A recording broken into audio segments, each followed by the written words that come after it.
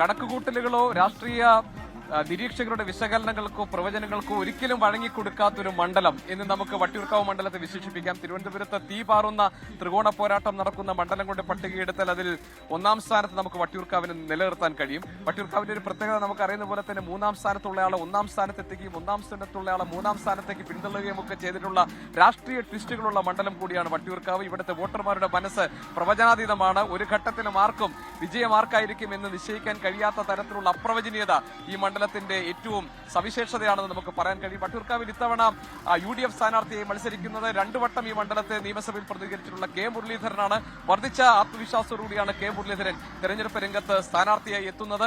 അവിടെ മുരളീധരൻ ഏറ്റുമുട്ടേണ്ടി വരുന്ന 2 എതിരാളികളോടാണ്. ഒന്ന് MLA ബ്രോ എന്നും മേയർ ബ്രോ എന്നും ഒക്കെ പറഞ്ഞ് ജനങ്ങൾക്കിടയിൽ വലിയ സ്വീകാര്യത നേടിയിരുന്ന VK പ്രശാന്താണ് തൊട്ടടുത്ത എതിരാളി. അതിനോടൊപ്പം തന്നെ NDയുടെ സ്ഥാനാർത്ഥിയായി ശ്രീലേഖയും എത്തുന്നു. അങ്ങനെ പ്രവചനാതീതമായ ഒരു മത്സരത്തിന് കളമൊരുങ്ങുകയാണ് വട്ടിയൂർക്കാവിൽ. അപ്പൊ നമുക്ക് നോക്കാം വട്ടിയൂർക്കാവിലെ ജനങ്ങൾ ജനവിധി എഴുതുന്നതിന് മുൻപ് അവരുടെ മനസ്സിലൂടെ കടന്നുപോകുന്ന ചിത്രങ്ങൾ എന്തൊക്കെയാണ്, വട്ടിയൂർക്കാവിലെ ജയപരാജയ സാധ്യതകൾ എന്തൊക്കെയാണ്, എങ്ങനെയാണ് വട്ടിയൂർക്കാവിൽ സ്ഥാനാർത്ഥികൾ വോട്ട് തേടുന്നത്, ഒപ്പം തന്നെ വട്ടിയൂർക്കാവ് എന്ന പ്രവചനങ്ങൾക്കപ്പുറം നിൽക്കുന്ന ഈ മണ്ഡലത്തിന്റെ സവിശേഷമായ തെരഞ്ഞെടുപ്പ് ചിത്രവും.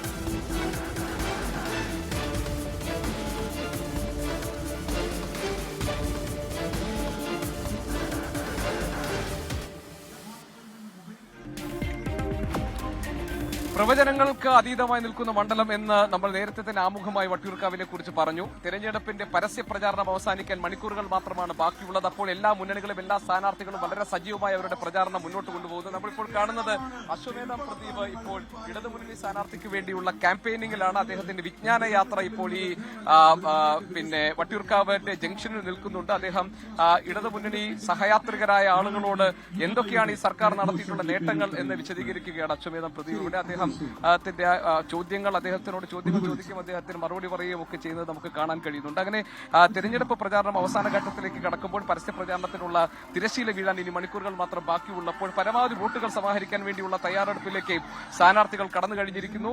3 മുന്നണികളും ഒരുപോലെ തന്നെ അവരുടെ വിജയപ്രതീക്ഷകൾ പങ്കുവെച്ചുകൊണ്ട് നമ്മളോട് സംസാരിക്കുന്നുണ്ട്. അതോടൊപ്പം തന്നെ ജനങ്ങളും വിവിധങ്ങളായിട്ടുള്ള വിഷയങ്ങൾ, അവരുടെ വോട്ടറുടെ മനസ്സിലൂടെ കടന്നുപോകുന്ന വിഷയങ്ങൾ പലതും അവർ പങ്കുവെക്കുന്നുണ്ട്. ഏതായാലും വട്ടിയൂർക്കാവിന്റെ വികസനത്തിന്റെ ഒരു പൊതുചിത്രം അവതരിപ്പിച്ചുകൊണ്ടാണ് ഇടതുമുന്നണി സ്ഥാനാർത്ഥി മത്സരരംഗത്തുള്ളത്. എന്നാൽ താൻ 2 വട്ടം പ്രതികരിച്ച മണ്ഡലം, ഒട്ടും അന്യനല്ലാത്ത ഒരാൾ എന്ന നിലയിൽ കെ മുരളീധരൻ വലിയ രീതിയിൽ പ്രചാരണത്തിൽ ഇറങ്ങുന്നു. ശാസ്തമംഗലം വാർഡ് വിജയിക്കാനായ ആത്മവിശ്വാസത്തിൽ R ശ്രീലേഖയും NDA സ്ഥാനാർത്ഥിയായി ഉണ്ട്. ഈ ബസ് സ്റ്റോപ്പിൽ ഇപ്പോൾ ആളുകൾ കാത്തുകയാണ്.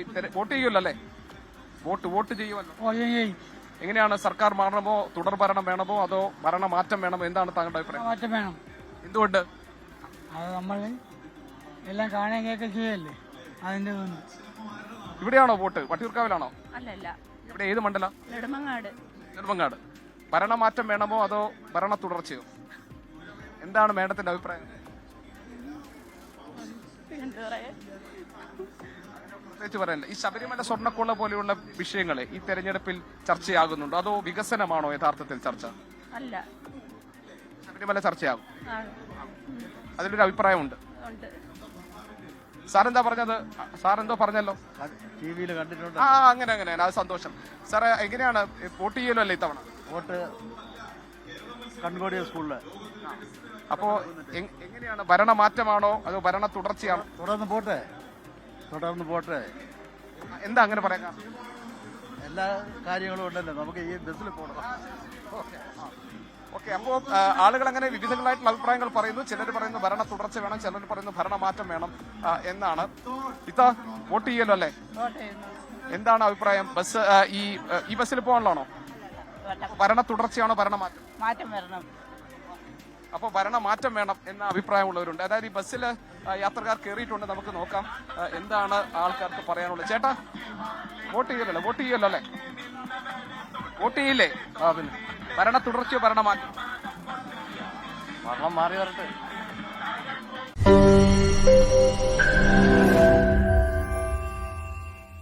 ലോകത്തെവിടെയായാലും ഏത് സമയത്തും 24 വാർത്തകളും ഓഗ്മെന്റഡ് റിയാലിറ്റി പാക്കേജുകളും എക്സ്പ്ലെയിനറുകളും വിശദമായി കാണാൻ ഞങ്ങളുടെ യൂട്യൂബ് ചാനൽ നിങ്ങൾക്ക് സബ്സ്ക്രൈബ് ചെയ്യാം.